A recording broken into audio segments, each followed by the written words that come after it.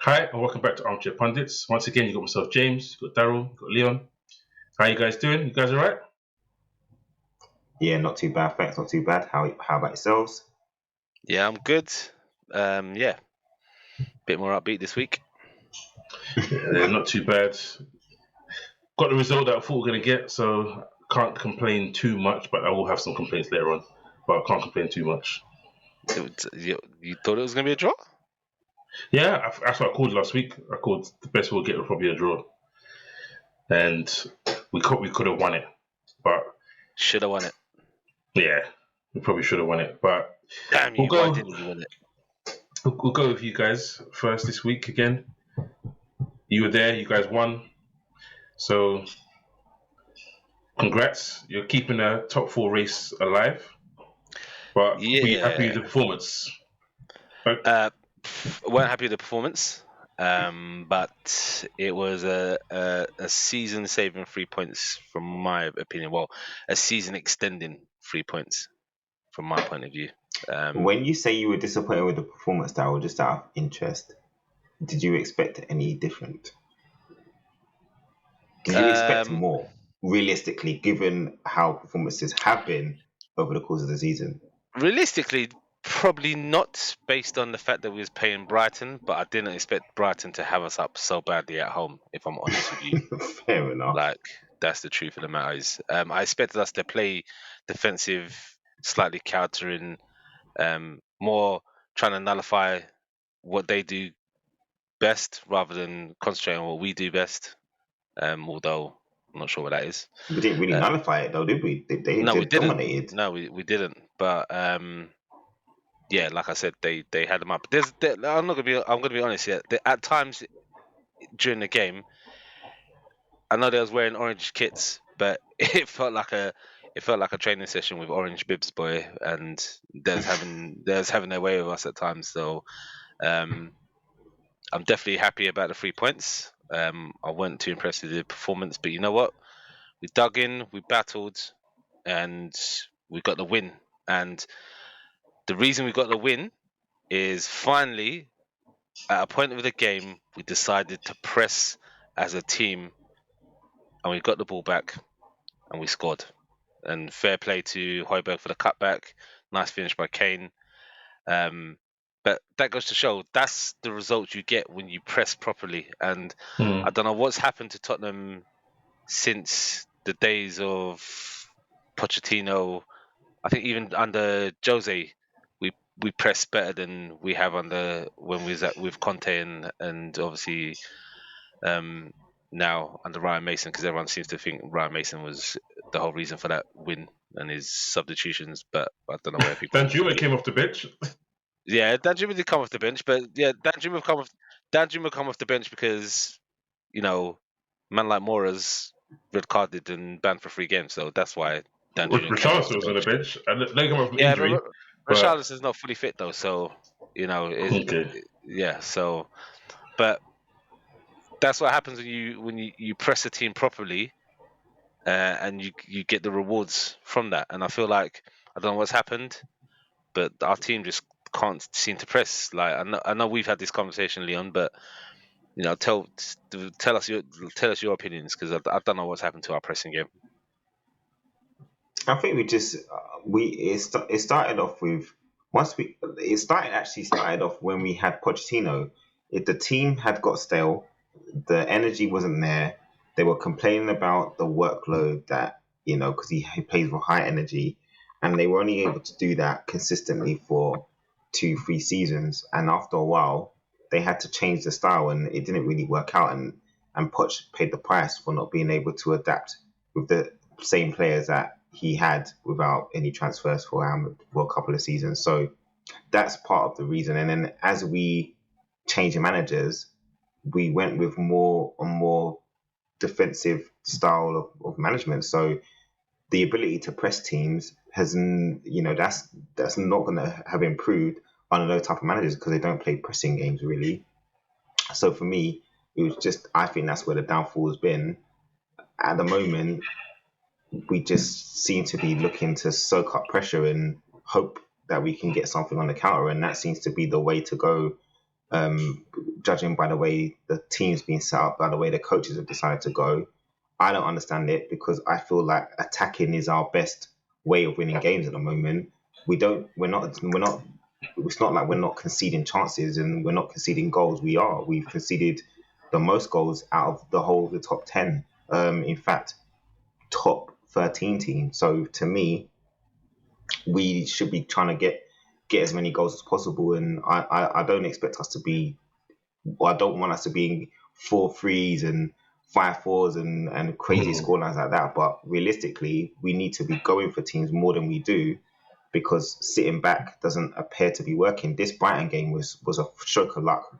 They should have won by a good 2-3 goals. So to me, I don't believe that just because we got a win here, that it's the way forward is to soak up pressure, because we're not soaking up any pressure. We're just literally getting away with it. That's how it feels at the moment. So especially when we've got the attacking players that we've got, I don't understand the whole point of it. Doesn't make sense of counter-attacking, and we're not even a good counter-attacking team. That's the thing. We don't have pace going forward like we used to, and the guys like Son, who was able to run in behind, he's not had that same burst of pace. He's probably fatigued over the amount of games he's played over the last 3 or 4 years. And we've got guys. We've actually got substitutes on the bench who can actually come on and do something, and we don't want to use them. We're just going to go with the same old Kane and Son and hope that they can get a goal. And on this occasion, Kane has scored, and he's not someone that you would take off anyway if you need a goal. So, it makes sense. But let's be real. Kane's not going to ever be one. He's never been one of the subs. To be honest, but when he can do that, it's fine. When he can do that, but there's got to be ways to change games, and at the moment we are just getting away with it. And I don't see us getting top 4. It's tough because Man U and Newcastle look dead certs for it, but the game itself, they've got a game in hand as well. That's the thing. Yeah. It's no longer in our hands, but you know what? If we can keep applying the pressure, as they say, and if we can keep ourselves in the mix, then you never know. Because we still got to go to Newcastle, don't we? Yeah, we've got to go to Newcastle. Newcastle still got Arsenal. We've got to play Man U as well, actually. United, we've got to play, exactly. So you got some tough fixtures, boy. It can happen, but got you guys. The thing is, look, we scored a goal against the run of play. Great goal from Son. Congratulations on his 100th Premier League goal and all that. That's a finish. It was a great finish. Yeah, it's typical Son, isn't it? For once, it was down at our end. For once we kicked off and was attacking the north stand. So for once we got to see the goal at our end. It was a great goal. But at that point, we scored the goal, and then for a little while we seemed to try to control the game, and then all of a sudden we just under it, and it was like only a matter of time before they scored, and it was the mistakes, the stupidity. But I think it's more Brighton. That's more Brighton than you guys, though, because Brighton can do that to anybody. The way they play right now, they control games. Not when Dyer's doing stupidness, bruv. And it's the pressure, though. It's the pressure that they put on. It is the pressure, but if you can't handle that pressure, like Conte said, then get rid. Play long down the pitch, whatever. Don't try and do smart balls into the midfielders where your midfield's outnumbered, and then they're gonna intercept it and then straight be onto you. That happened about 3-4 times in the game, and Brighton didn't punish us. Like Lloris made a save, it hit the post. One goal got disallowed for a handball. A dodgy handball, bro, because that looked like that looked like it was t-shirt. Look at the thing is, it's inconclusive. Exactly. Which is why, because the linesman gave it as a handball, it was hard to overturn it. Yeah, but looking at the image, it looked like it just hit the top of the top. Or the bottom of the top, if you know what I mean. It could have been, but like you said, the linesman's given it, the referee's given it. Unless you can prove inconclusively that it was a wrong decision, then it stands. So for me, it is what it is. We've seen that this season with VAR many a time. So, and there's been teams, especially West Ham, that have been getting away with handballs endless amount of games, including. So where do you stand on the Welbeck one then? On the what? The Welbeck at the capital one. That's the new rules, isn't it? There's the new rules. Did he hit his hand though? I thought he hit his hip. I didn't see loads of replays. It's one of but those the of, replays I saw, I thought it looked like he hit his hip, not even his arm. It could have been his arm. It could have been his. At the end of the day, it's those are the new roles. If there's a handball within the box where it leads to a goal, then it gets disallowed. So those are the rules. So that's the rules now. So I'm not going to argue that, obviously. But for me, it's the right decision again. But then I don't know. It should have been 2-2 because VAR screwed up this game. Not the only game of the weekend, but Matoma should have had a penalty nailed on. Yeah, I mean, straight. come on. Like, Straight. how can you step on man's foot and the referee go, and then as someone actually watching the replay say, you know what, I'm happy with the referee's given there. But come on. Nah, it's nothing against you guys. It's just poor officiating. That's that The for ref me. saw it and said play on, bro. He saw it as well. He actually saw it and said play on. For me, and that might be why they didn't overturn it, isn't it? That is why they didn't overturn it, because the referee made the decision. But how many times have we seen that season that a player steps on a player's foot in the box and a penalty's been given? Now, for me, if I'm honest, that's a penalty. Matoma should, Brian should have had a penalty for that. Højbjerg steps on Matoma's foot in the box, it's a penalty. Matoma goes down, so it's a penalty. But again, like back in the day, before all this VAR nonsense and stuff like that, referees would see that.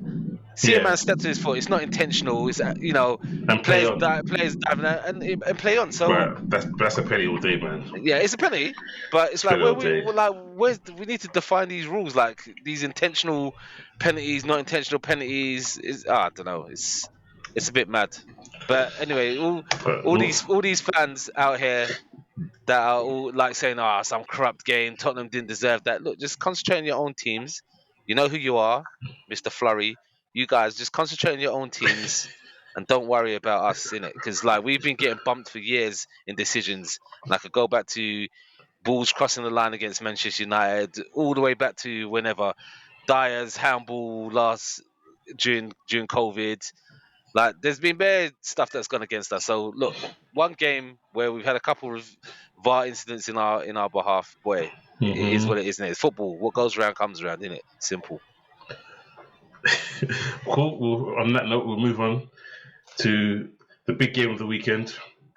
The one I predicted would probably be a draw, and was a draw.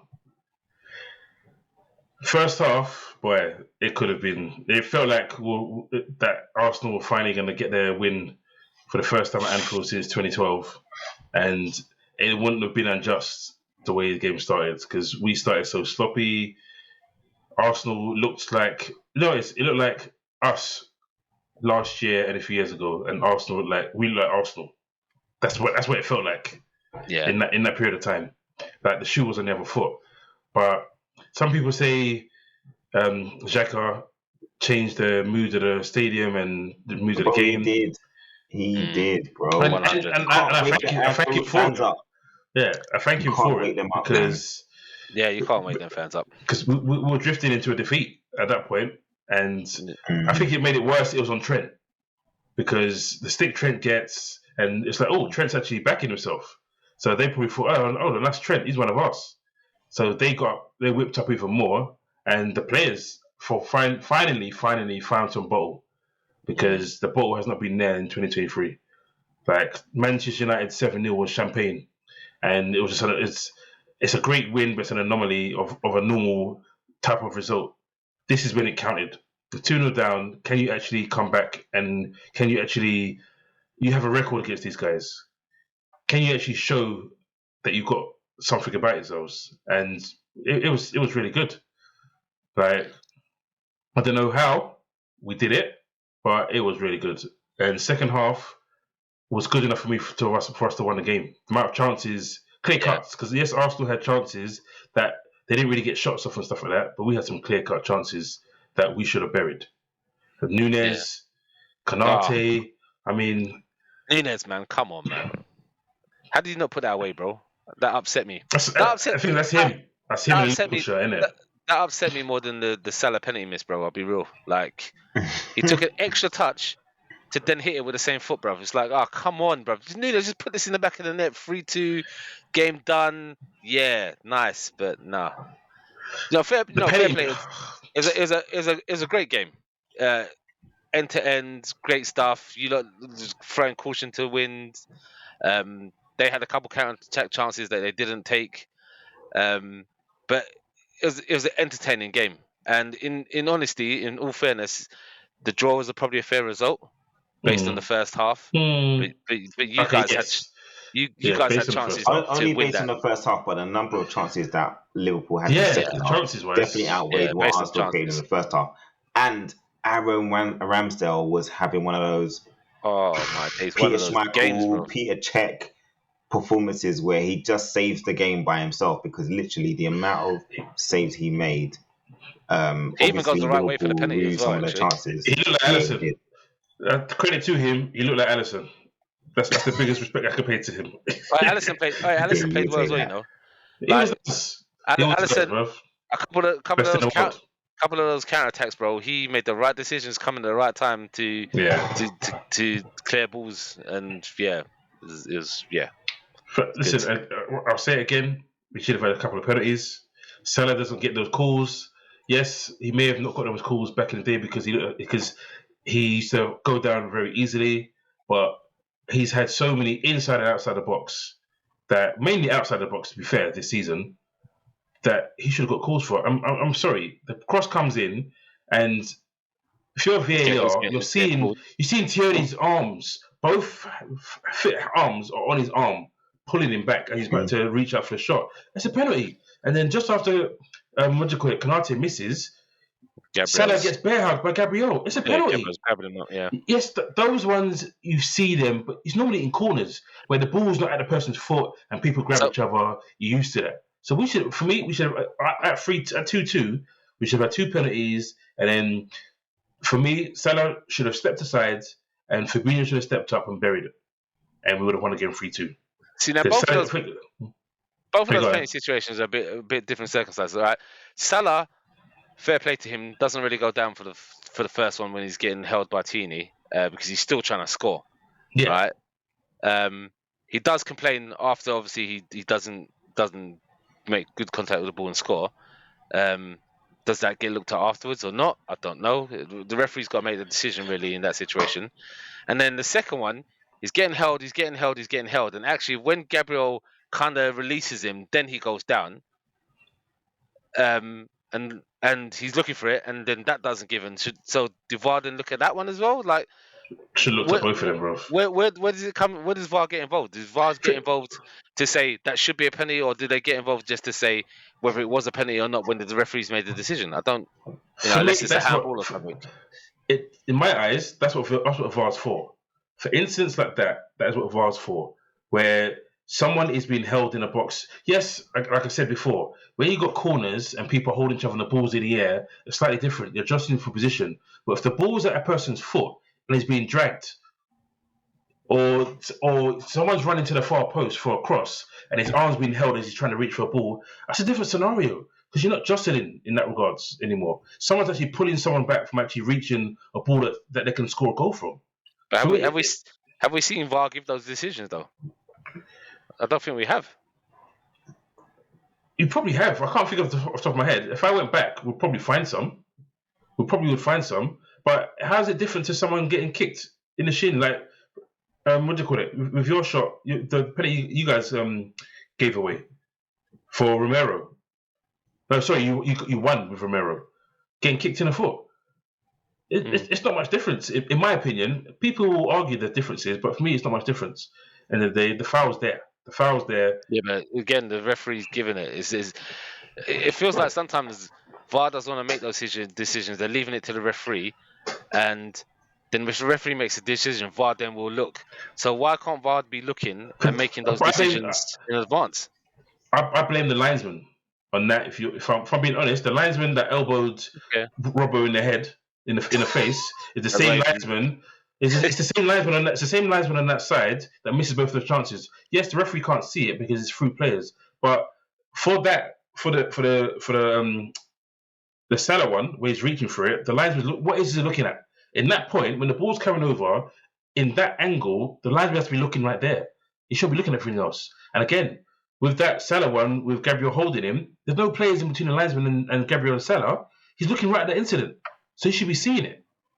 So why are they choosing not to? I know we've got a higher threshold this season, all that nonsense. A foul's a foul in that regard. It was heavy-handed on both, as far as I'm concerned. And it cost us an extra 2 points. Would it have made a difference to our season? No, because it was a home game. If it was an away game, yeah, it might have made a difference to our season because we would have won an away game. But it's just frustrating because we could have got a really good win and we could have shaken up the title race even more. It would have been even more interesting. But I didn't want to lose to Arsenal. That's what I didn't want to. I didn't want to hand the title to Arsenal because if Arsenal had won that game, for me the title would have been done. And thankfully, we showed enough bottle to say, you know what, let this final games continue, and they did themselves justice. Trent, another thing that was interesting, Trent playing more in midfield, like playing inverted. Klopp said it himself. There was times he was coming at the 6 and playing alongside Fabinho. I think it contributed to a really poor start because at the beginning of the game, Trent and Konate didn't get it right. There were so many gaps in the area where you could see they hadn't worked in it. So things was going wrong. But as the game went on, Konate got better and better because Konate didn't start very well, in all honesty. But then as he got more accustomed to that, yes, this is my side of the pitch, he was immense. It was immense. Like this season, he's been better than Van Dijk. He's not a better defender than Van Dijk, but his performances have been better than Van Dijk this season. And he was really good second half. And Trent, can he play centre midfield? I don't think so. People will use this game as yes, he can, but there's more to it. There's more to looking over your shoulders, seeing where the ball is, seeing where the space is, defending the whole pitch, not just the right side. But it looked good. And Trent had his best attacking game for a long time yesterday. So do you think he got the starting lineup right then? Was you happy with that starting lineup when you first saw it? Yeah. No. The reason I say no, I like what's his name? I forgot his name now. Dutch guy. Our new striker. I can't forget his name. Gakpo. I like Gakpo, but come on, man. Firmino and Arsenal. It's like, like Ian Wright said, it's like Drogba and Arsenal. You just play him. He's gonna score a goal. Yeah. So I expected Firmino to start that game just because it's what he does. He scores goals against Arsenal, and he proved it when he came on the pitch. Yeah. But yes, Gakpo is the future, and Gakpo didn't have a poor game, so don't get it twisted. He wasn't rubbish that game, but Firmino, the game was built for him, and it could have been different if he had started. So apart from that, I have no other issue. Núñez came on and made a difference. People probably didn't realise it. People may have, but I also think Thiago coming on. No, sorry, I would say Thiago coming on made a difference as well because there's this little thing that Thiago does. There was this one move where he did a flip flap and then flicked it behind one of the Arsenal players. We broke the lines. Normally, one of our other players would have just passed it back, and then the midfielders would have shuffled along, and there's no progression. Thiago offers us that little bit of breaking lines with passes or with no look stuff that we haven't had since he's been gone. So he needs to stay fit for us this season. It's also when you getting quick balls played into midfield and he was passing it straight out around the corners quickly. That started opening them up even more because it was like literally bypassing their midfield. So Trent, we can listen, you're gone. Trent for the goal and Ziyech. Zinchenko. I've never seen Trent beat a man before. I've never seen him beat a player before. So one of my boys says it all the time. What? Trent can't dribble. He can't beat someone. What is it? Was it all he could do is cross? And when he nutmegged him, I was like, jeez. Nutmegged him and delivered the cross. And it's smart because he said in the press conference that he put his head up and all he saw was red shirts at the back post. So that was where the ball had to go. So it wasn't a hit and hope. He saw the red shirts and thought, yep, cool, I'm lofting that in there and someone's got to hit it in. And it was just brilliant play. It was brilliant play. And Zinchenko looked upset on the bench after that. Like he knew that that was my fault. I messed up there. So he got megged. I think the sub was almost immediate as well. When you get nutmegged and nothing comes to it doesn't matter. But he got nutmegged and it led to an assist for the goal, bruv. That's hard to let go. Then you got subbed. Yeah, it must hurt. Trent was probably in the mood to have probably said Meg to him as well. He was in a fiery mood. He probably said Meg to him as he did it. But nah, it's I'm happy. We've got Leeds coming up next. If we can take that performance into the next been game, bad in the big games though, James. If you think about it, the big games you've been good. The Man City is the only Man City. Yeah, but you've been in every other game. You've been in the game. It's just it's consistency. But that's the problem. Leeds is not a big game coming up next, in theory. I know. So I'm just hoping that the second half transition exactly. We're away from home, so can we take the second half into that game after it's been smashed 5-1? And what you'll probably say is they've been smashed 5-1, so they're probably going to be more of a we need to get this back than we are, and we'll probably end up with a dodgy result again. But they beat us at Anfield. They're the only team to win at Anfield this season, so we have to smash them. Yeah, you only lost. Yeah, you do. Yeah, we have to get revenge on that game, and it's not going to be much because, like I said, it's either Europa League or 8th for me. I don't want Conference League. That's it. Europa League or 8th. And I don't want anything else. So we'll see where it ends. But that's enough Liverpool for now. Yeah, well, seeing though you're talking about Leeds, let's talk about the result because wow, what a contrast of a game that was. Like Leeds literally got dominated for the first half. Yeah, you mean Palace got dominated. That's right. Yeah, Leeds dominated Palace. Sorry, Leeds were all over Palace. Like there should have been 3-4-0 up before Palace scored. Mm-hmm. And then I don't know what happened in that second half, and I don't know whether Roy said something at half time because, like, I've never seen a team under Roy come out and play so attacking. They've just been moving the ball up, like it's like he gave.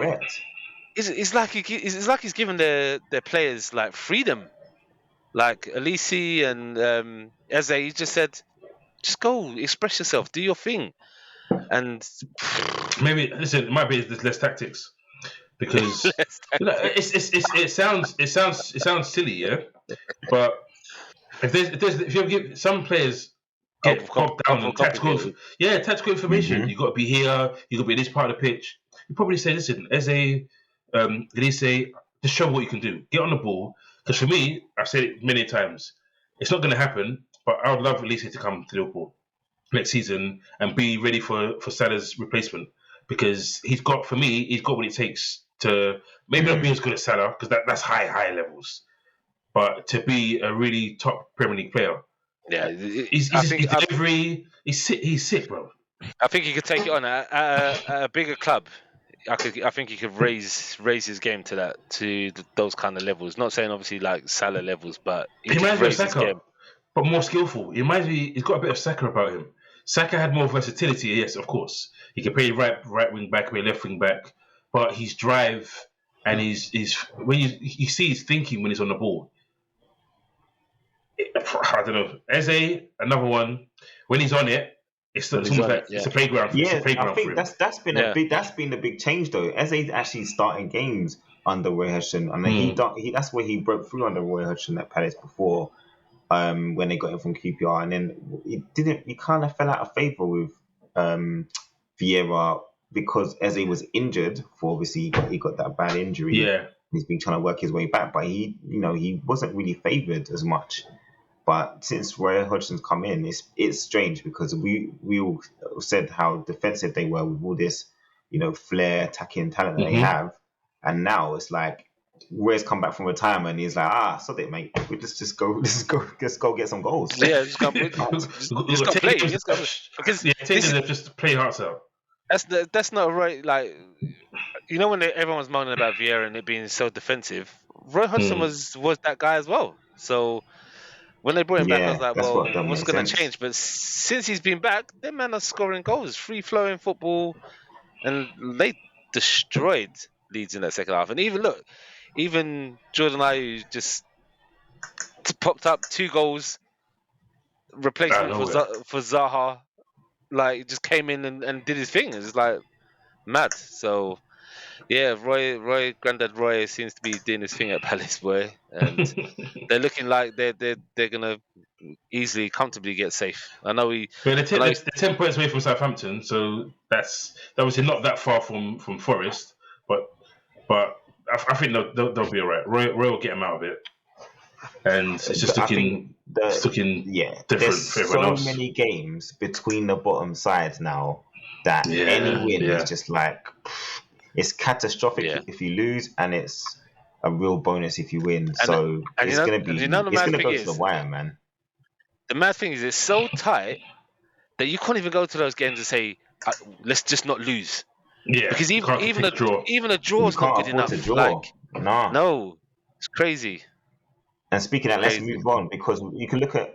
I was gonna say about Leicester and Bournemouth. I was gonna say because you look at that Leicester. You look at Leicester on paper and you're like, there's no reason why Leicester should be flipping second from bottom right now. They obviously lost Brendan Rodgers now, but flipping hell, Bournemouth getting an away win. No one's seen that coming. Leicester losing at home like that, at home, like, and 1-0. Like, a mistake from James Maddison led to the goal. Yeah. But Bournemouth were the better team. Bournemouth were the better team for majority of the game away from home. Like, Bournemouth, they're just like a strange team. Like, when there's games wins where you just don't expect it. Yeah, and we got them next week, Leon. So, bruh, I know. Yeah. But Leicester's home form is shocking though. 1-3, drawn 3, lost 9, and away from home 1-4, drawn 1, lost 10. It's peak both of them. Yeah, both of them is peak, bro. So they're just rubbish. Essentially, okay, it's rubbish. There's no way to paint it up, bro. Some people home and away, man. Forest can't play away from home. They won 1 game away from home, and 5 at home. So it's different. But Leicester just pants everywhere. So I don't know. You look at Wolves. Nunes is winner against Chelsea. Lamps comes back in. Who thought Lamps was coming in? I mean, when I saw it in the crowd, I was like, "That's a bit okay." Lampard's there. Okay, cool. When I first heard about it, I was like, they first heard about it, I was like, really? Like, nah, they're just people just like making up stories for the newspapers, and then it came to fruition. I was like, okay, does that mean Nagelsmann's back on for us? Possibly. I don't know. Nah, all them man are waiting for Real Madrid. They're waiting to find out what Ancelotti's doing. So they're waiting to see what going for Real Madrid. So that's what you say, Poch, Nagelsmann, and Luis Enrique all just chilling, waiting. But apparently Enrique has given his demands already of what he wants. Where? To who? At Chelsea. At Chelsea, he's giving his demands of what he wants. He wants more control. He wants a specific type of striker. He wants a specific type of DM. I think he's ready to take it. To be honest with you, that would be a good manager for the owners, because a lot of Chelsea fans think the owners are a bit clueless, and Enrique knows this stuff. He's done the club stuff. He's done the international stuff. He's got the knowledge and the know-how to potentially help them effectively run that club and make it. But as Leon successful. said, it was only Barca where you can actually say he's done well. But he's bigger than Barca, bro. Yeah, true. And he's got his pick of players. He's now going to have a squad full of superstars. As opposed to Roma, he didn't, and Celta he didn't either. He was at Celta, is it? I think it was at Celta. And to be fair, my assessment of Enrique was based on him taking over at Tottenham, not being over at true. That's completely different ball game, bro. Yeah, completely different ball game, you can list your demands and go, these are the players I need. If you tell Daniel Levy that, he'll get you the cut price budget quick save version of them. So bro. quick save, wow. Yeah, bro, I'm old school, mate. I've not even quick save, bro. Happy shopper, bro. Happy shopper out here, bro. Happy shopper. Boy, but no, man. Yeah, didn't expect that result though. No, I didn't. I didn't expect the result. I didn't expect Lampard to come back, but it makes sense. Like he hasn't got nothing to lose. And like, you know, he's good with young players. Chelsea's team is a good team. They just don't say it, Daryl. He could do it, Di Matteo, bro. He could do it. He's playing Real Madrid. If he wasn't playing Real Madrid, then cool. He's playing Real Madrid over 2 legs. Even if they win the game at the bridge, Real Madrid aren't going to have it. But look what they did to Barca. Barca thought they did it when they won in Madrid. And then Rome were like, okay, cool, we'll come to your house and we're going to finish you. So Finish you, literally. they finished them, bro. Finessed them. So Yeah. It's true, boy. Real Madrid Great, are on hey, different it's not baby. happening. Great goal Yeah, by bro. Nunes, though. What a strike. Yeah. Gotta give credit. Hey, Give Fantastic credit. strike. Oof. That's the Nunes we know, boys. He's got that in his locker. We know that. It's his first goal for them as well. nah, which is shocking. You expected to have scored prior to that. But But they were we'll another move team that on struggled to to score. another Yeah. Yeah, they are. To another contentious game in Brentford, Newcastle. The penalty miss. Tony finally misses a penalty. As Darryl said to me earlier, it was a shocking penalty. But it's only a shocking penalty when they miss. If the goalkeeper goes the other way, then it looks like a good penalty. The second one was more or less the same, and it went in.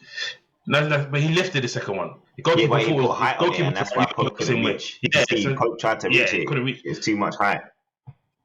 And to be honest, that's how Tony normally takes pens. He normally puts it in the top corner or with height, in the corners with height. Yeah. But that first one, I don't know. He just didn't execute. Again, another game where Brentford should have been gone and clear in that first half, and they paid the price for not.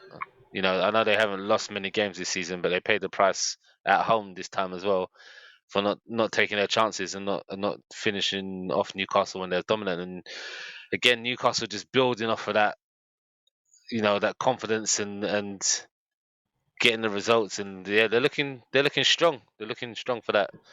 Probably third place at the moment, to be honest with you. Well, they're third now, and they've got a better defensive record against. They got a better goal difference against United, and they have the head-to-head. So, no reason why they can't finish third. And now they've unearthed the option of being able to play Wilson and Isak together. Isak is just killing it, bro.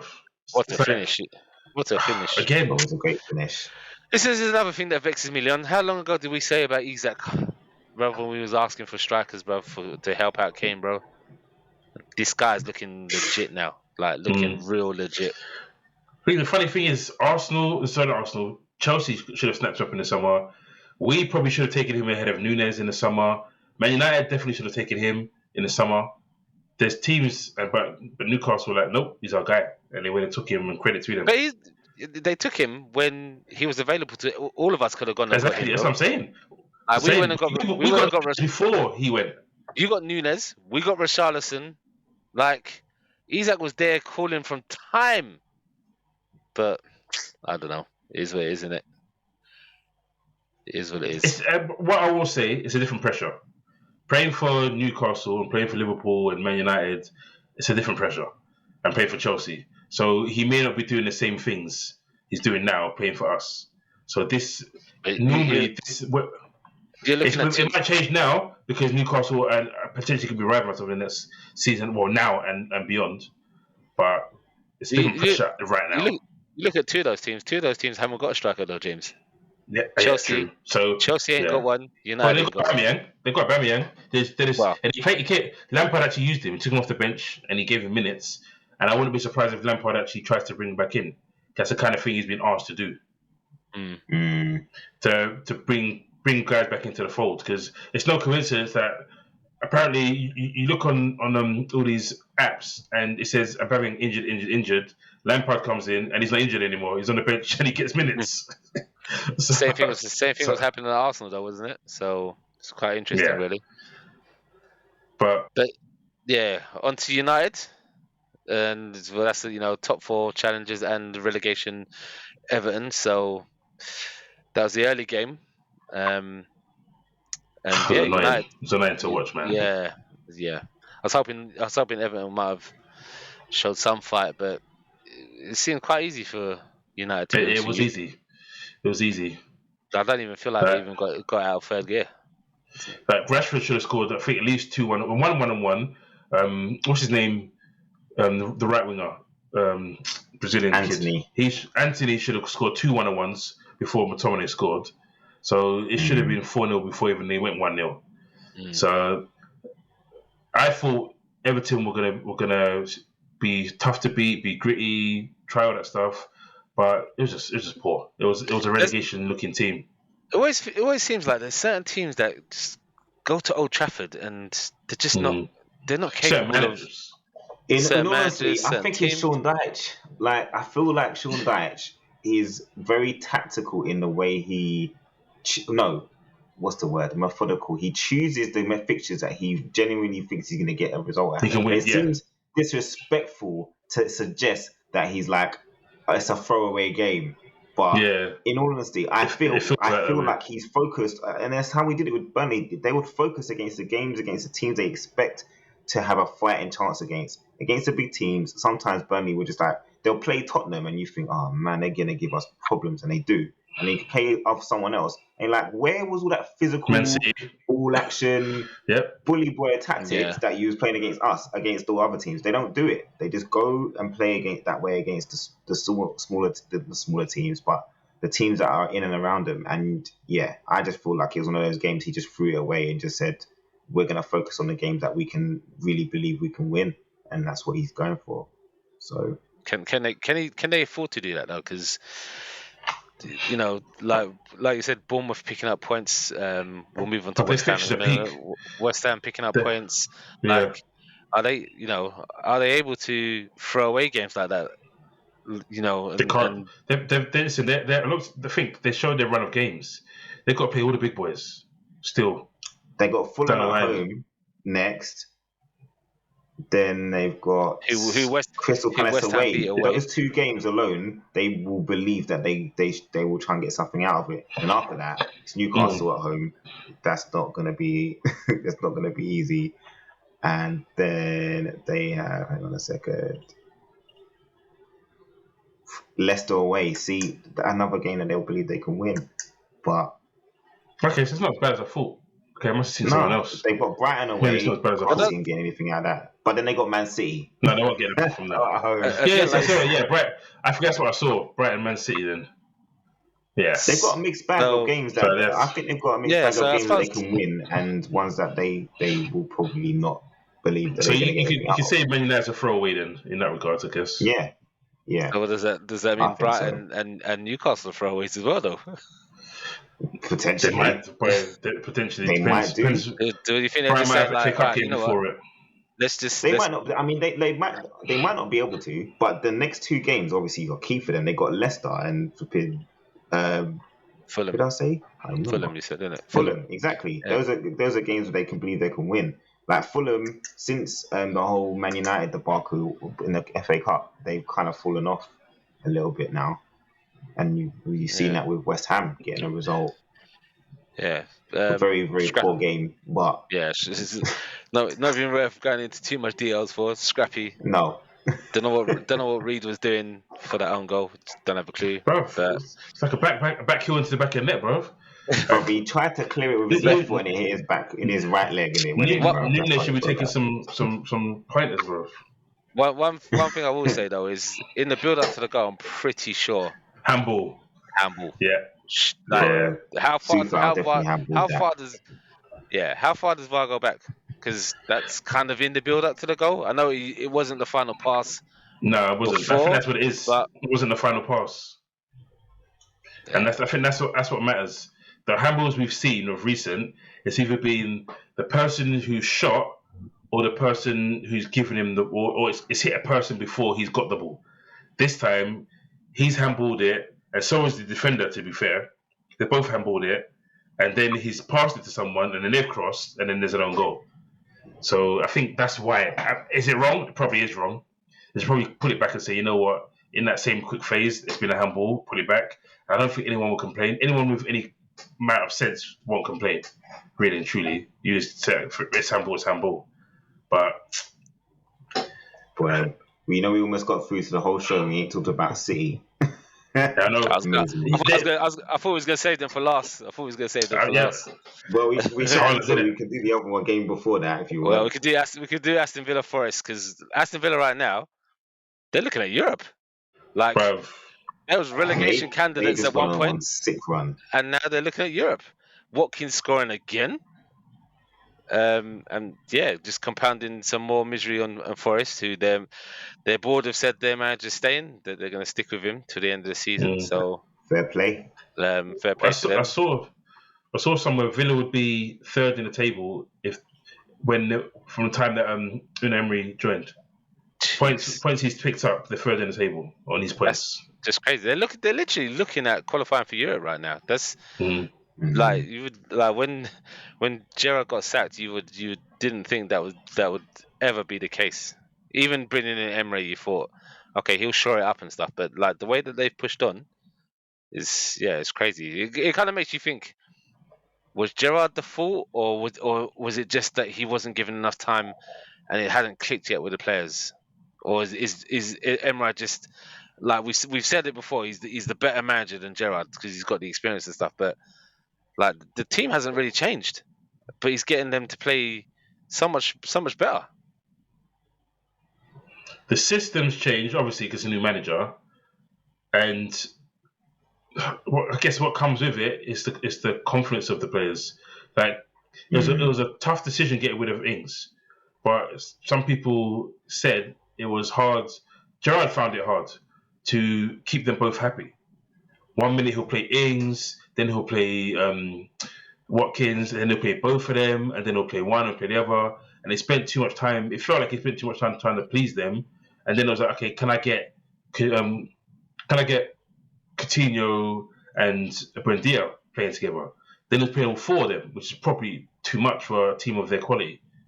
It seems like Emery has come in with a more simplified and a better tactical structure to say this is what we're going to do, and you trust me, who's got to how many Europa League finals in my career, it's going to work, and just do it. It helps that McGinn is playing a lot better than he was earlier in the season.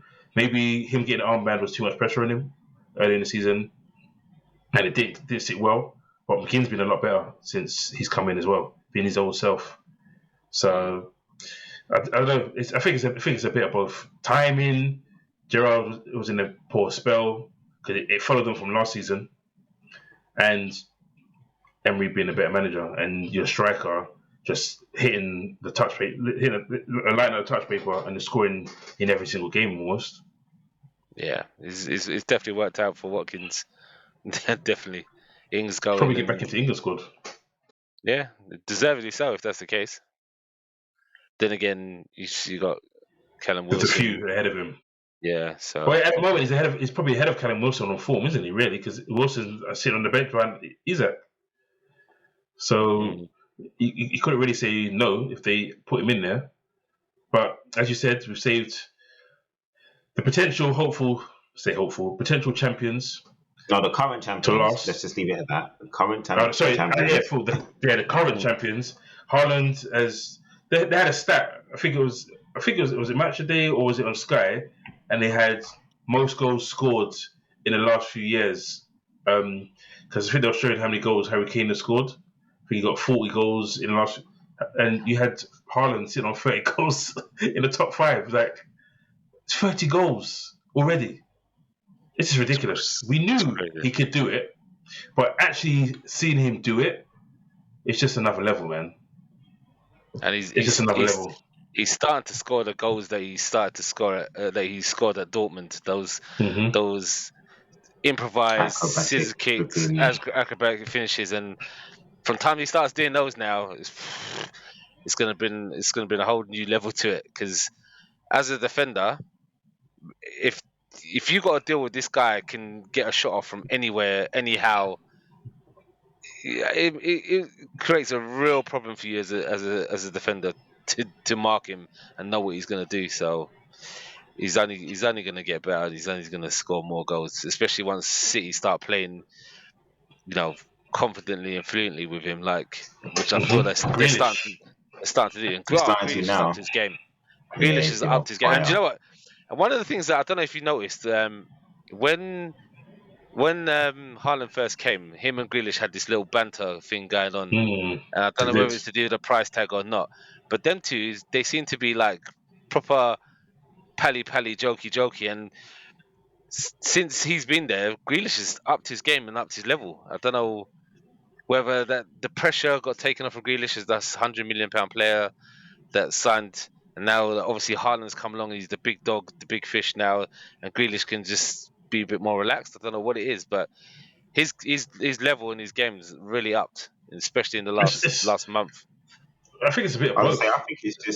I think it's more that he's had time with the team. Like you remember he was a big fish in a small pond, and he's come to just be the also ran in the Man City team. Like he's come in there with a good price tag, and he has to adapt his game where he needs to stay on the wing. You know, Guardiola's tactics are very rigid in the way that he sets them up. Like he doesn't want players to be out of position. You've heard Henry talk about it.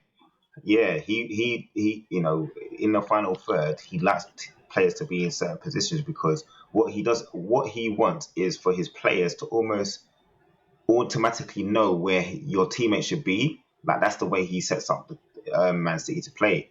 So I think he's just taking time, and now you're seeing the fruits of the labour that he's put in, and you got to give credit where it's due because people criticised him last year, but he also said, I know I haven't done it as well as I should have, and it was a lot harder than I expected. But he's knuckled down, he's put the work in, and you're seeing the fruits of the labour, and you're seeing the fact that he's chasing players back, saving a potential goal, going up the other end. Like he did it again. Like he chasing people down. He done it again in this game, and that's the kind of things that you want to see from your attacking players who are creative. You want to see that they do the work when they don't have the ball, and he's done that. So fair play, man. Fair play to him. Pep's definitely going to hold you accountable for that kind of stuff as well. He's going to make you have to do that stuff, and if you don't do his stuff, he's going to call you out and pull you up for it. So, you know, like I said, he's probably in it. So he can't play inverted. But we think on that point, we said it. We said it on this show that I think it was maybe about 4 or 5 weeks ago. Sort it out. Play Ake left back and get it done. Like he was playing Bernardo Silva left back.